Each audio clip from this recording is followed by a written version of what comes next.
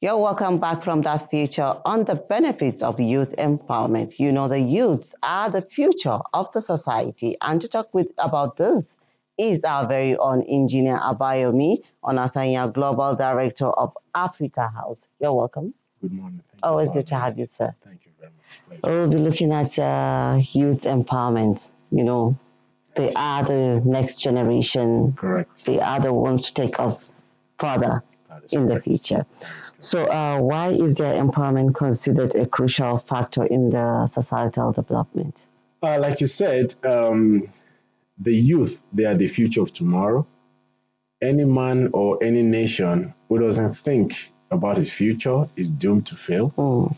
And empowering them is basically empowering the future. Yeah. We need to ensure that they have the right skills, they have the right resources to ensure continuity in our nation. Otherwise, we will go extinct. Yeah. So what are the key benefits of empowering them in today's world? The benefit is that if you empower them, then you know that of course, first we will survive the next generation. We'll be able to compete. Like exactly. We'll be able to compete internationally because we live in a global economy now where nations are putting in place strategic systems and policies to ensure that their next generation are very competitive. Yes. And whether in science, in technology, and what have you. And in Nigeria, we need to follow the same procedure, the same method, in such a way that we know that the next crop of the youth, they're able to take care of the things that our parents have worked for, like our resources, our growth, the things we've built over the last several decades. We need to ensure that there's continuity, you know, so that we basically to survive. Let me use that word. We need to survive. You know. So, how does your empowerment, contribute to? You mentioned it, but also contribute to the innovation and the economy of this country. Well, that has a very There are so many innovations. Exactly. Fortunately and unfortunately, we've not done too well in this area because in Nigeria, we have this thing called brain drain. And most of our brilliant people, when they graduate from university, they look around like, okay, I don't have the right connections to get the right jobs and whatnot. And as a result, they travel abroad, they leave. And once they leave, they now become very innovative, they create solutions, and then they're using those solutions to build other economies. And in fact, I would say I was a victim. I use the word was, because graduating several decades ago, from one of the best universities in Nigeria, University of Lagos, and as a young engineer, my options were limited, And I thought, okay, fine. Because, believe it or not, I was one of the first people who started solar technology in Nigeria back then. Really? Exactly. I mean, we were talking of solar cyber cafe back in early 2000s, you see? And I discovered that my talent was being wasted or wasn't being appreciated. So I left.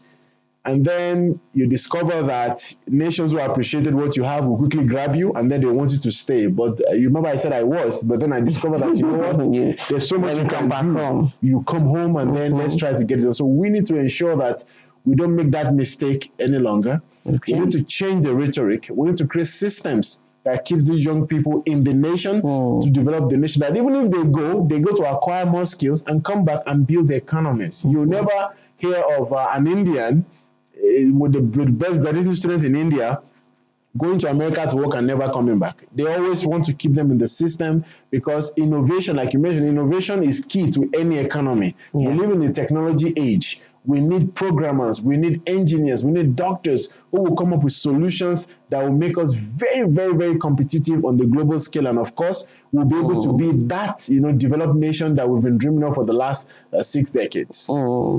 Okay, you just made mention of you going there, and then other countries like the Indian you just mentioned, they like to go acquire the knowledge and then come back. True. So how has it really helped us in Nigeria? The global citizenship and cultural diversity. It hasn't helped us, honestly, because we have to say the truth, you see. truth be told, we're doing very badly in this regard in terms of youth empowerment. Mm-hmm. And I would like to answer that question, by taking you on a quick journey. Okay. Who is a youth? A youth is someone who's young, obviously, Mm-hmm. and who has a lot of dreams, who has the energy, and trying to make a name for him or herself. Yeah. In Nigeria, this category, we have different categories. You have the uneducated ones, someone who didn't finish high school, for example, and then you have the highly educated ones, someone who has a bachelor's, who has a master's and whatnot, and then you have the young adults. Unfortunately, empowerment has to come to different sectors to do three levels. Okay. For the uneducated, I put them in quote, we need to create systems that absorbs them, that create gainful employment for them, give them the skills so that they won't go into vices. Yeah. I'll use the North as an example. I served in Adamawa Yola, and I saw this firsthand, even back in those days. Now, the situation is even worse, where you see people who couldn't finish high school for some reason, either for economic reason or for other reasons. These people simply are hopeless. Okay, what do I do? Which work? I need to feed myself.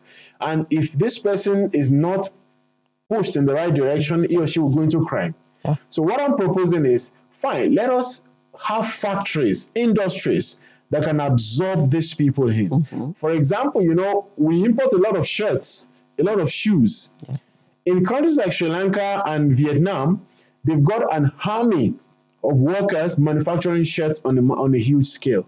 You see, we can do the same in Nigeria. Have factories making so many, even electronics, making TVs, making mobile phones, making all these things. And engage them. Engage them.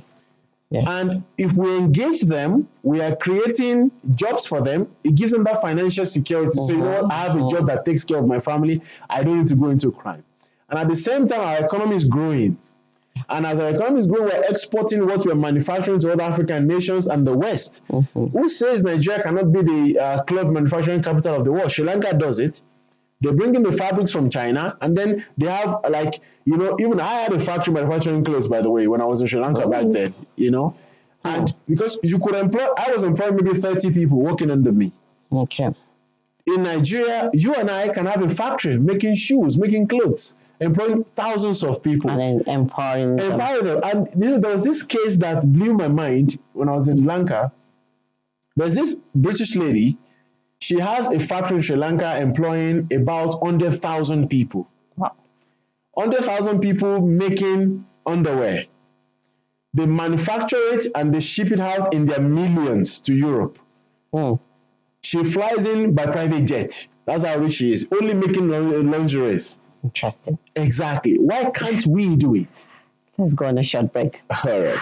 Well, we've been discussing how we can make our youths rich, empower them, and then make sure that the brain is working in the right direction. Let's go on this quick break. We'll be right back.